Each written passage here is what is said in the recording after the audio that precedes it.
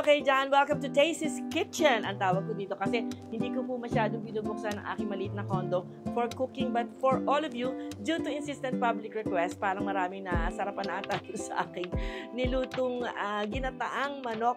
Eto po, magluluto ko. Pahirap na ng pahirap, Pad Thai, which is a stir-fried rice noodle in Thailand. That's commonly served in street as a street food among the people, no? So sa mga bangketa ano niyo to, makakain niyo. Ito po'y masarap, pero hindi rin siya ganun kadali lutuin. Okay. Ang ingredients natin ay ang syempre garlic, onions, tapos meron po tayong tokwa, may masarap na prawns na deveined, and toge.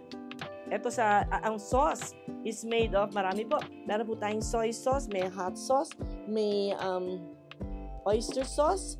Ginaya po natin lahat dyan. May tamarind paste. At ito po, to taste na po ang kanilang, from Thailand din po itong kanilang patis. Ayan. Dahan-dahan lang po tayo sa patis. So, syempre, dahil ang Thailand ay mahilig sa spicy food, talagang lagi may hot sauce. So, nalagay na po ako ng mantika sa aking magandang wok na binili ko pa para dito sa ating particular cooking na to. Ay, meron din po yan sa dulo. Ang magka-crack open tayo ng isang egg na scramble natin para mas masarap. Ano po? At syempre, on top, mamaya po ika-crush natin ang peanuts. Huwag natin kakalimutan yan. Mamaya na po yun. Lagyan ko rin po ito. Ito po, sikreto ko, nilalagyan ko ng konting sesame oil. Pagkat ang sesame oil po ay nakakapagpalasang Thailand, mas oriental ang lasa pag merong sesame oil. Hindi siya ordinary ang lasa. Okay, pwede na po nating simulan. Tulad ng sinasabi ko, wag po tayong nagmamadali sa ating cooking sapagkat kuminsan naniniwala po ako sa kasabihan na hindi sumasarap ang luto natin pagka nagmamadali tayo. Kwentuhan po tayo ng konti habang iniintay ko siya. Nandito po ako sa Pilipinas since September for various reasons. May ni-repair po sa aking condominium for rent para pagandahin lalo. At ganun din, namimiss ko ng family ko, kaya nagkaroon kami ng pagkikita at yung mga friends ko, pasensya na po. I'll take this opportunity, na mag-apologize ng konti sa aking mga friends na hindi nakita. Kasi po, sobrang kulang ng oras, nahihiya ako. Napipressure din po ako sapagkat meron din po akong tinitingnan ng isang property sa Antipolo. Yun po ang nakaaksaya ng aking panahon. At syempre po naman, natutuwa na rin ako sapagkat alam naman natin nagbabago. Nakikita ko po ang pagbabago ng panahon dito. Mas grabe ang climate change natin dito kesa naman po sa Isle of Man. Kaya ang mahirap talaga. Mag-ingat po tayo, mas lalong lalala ang La Nina, sabi nga ng asawa ko. At ganun din, meron ding La Nina sa Senado at saka sa Kongreso, di po ba? Mamaya natin yun ipagpapatuloy. Okay. Yan, sunod na po natin. Kailangan po din sa pagluluto, medyo, precision timing. Huwag masyadong luto, huwag masyadong hilaw, o huwag nasusunog ang lutuin sapagkat hindi po sasarap ang niluluto natin. Kamukha nito. Masarap po ang pad thai sa mga Thai restaurants. So, kailangan itong niluluto ko medyo lumapit-lapit naman po sa totoong Thai cooking, di po ba?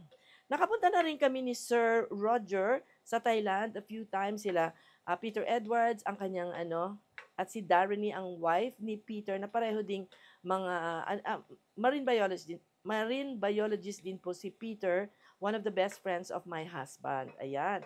Susunod po natin, half-cook lang ito kasi madudurog at pwede nating hanguin para hindi siya masyadong madurog sa pagluluto, ay ang tokwa. Masarap po ang tokwa, tulad ng alam natin dito, very nutritious siya. Yan. Kaya we take our time again.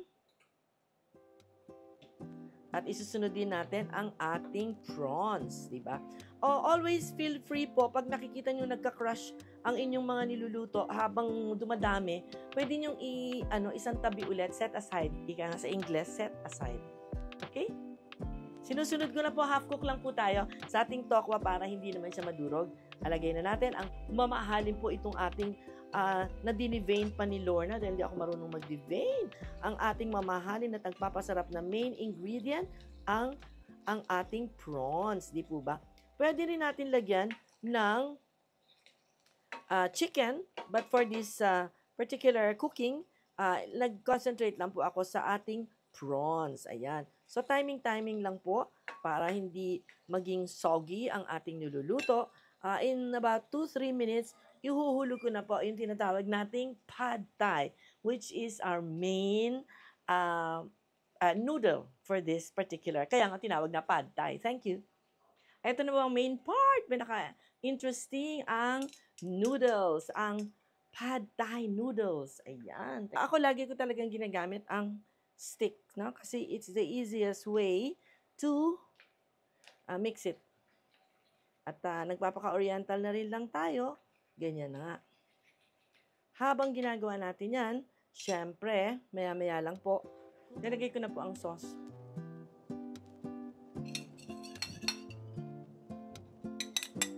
Ang sauce ay made of tamarind sauce and ayang hot sauce na from Thailand.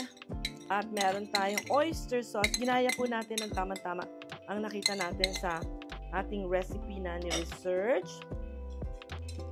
And of course, the secret is in the halo-halo. So, alam niyo na po yung sikreto ni Tessa Tomas na hindi masyadong nalalabog ang ating mga ibang ingredients dahil maliit na maliit lang po itong aking instrumento ng paghalo. At nagagawa naman ng tama. Yan. Mamaya ko na po iibabaw ang iba. As we do this, I can slowly put the other ingredients on top. At malapit ko na rin po, ang susunod ko po ay ano po, hahaluan na natin ng ating scrambled egg. Okay? Hintayin po natin mag-settle ng konti ito, ha? Maya-maya lang po. Pampasarap talaga din yung scrambled egg. Wait lang. Pag hindi po kayo masyadong namimix, hindi rin po sasarap. Okay? Kasi may masarap yung may parting maalat, may parting hindi masyadong malasa. So the secret is also in the careful blending of the different ingredients. Yan, mukhang ang sarap na. Okay, maya-maya lang po. 2 egg ang ating ibibit. Okay, eto na, ilagay na natin ang ating bean sprouts. Nakasarap din po ito kasi at least may vegetable tayong nilagay. Yan.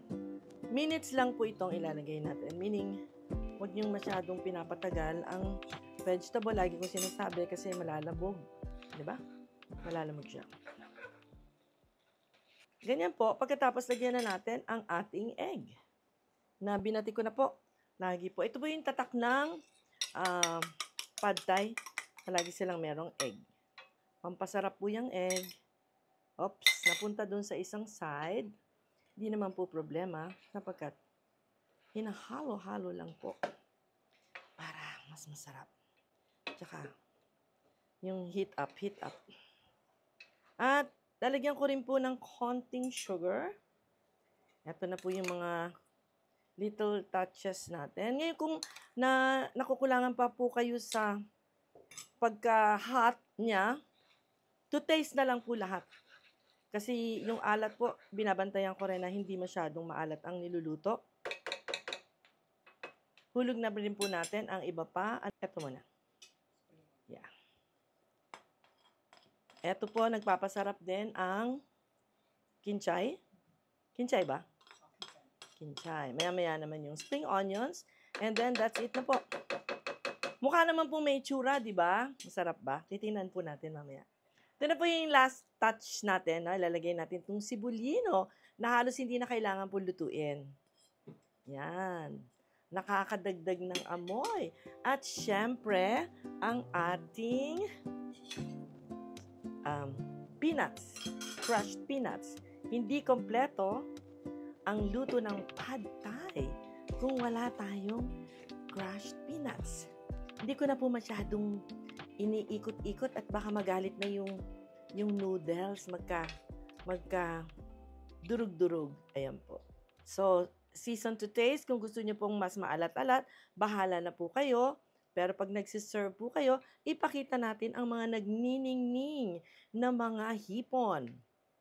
Yes, finally, I'm done. Tikman ko na po ng konti ang aking pad thai. Sana hindi ako mapahiya. Konti lang naman. Mamaya na po kami kakain ni Lorna ng marami-raming portion. Dinner time na po ito eh. Kaya, tamang-tama lang ang pagkakaluto namin. First time ko lang po ang pad thai dito sa TV. Tama, for the first time din sa buhay ko. Madalas ko matikman, ngayon ko lang niluto.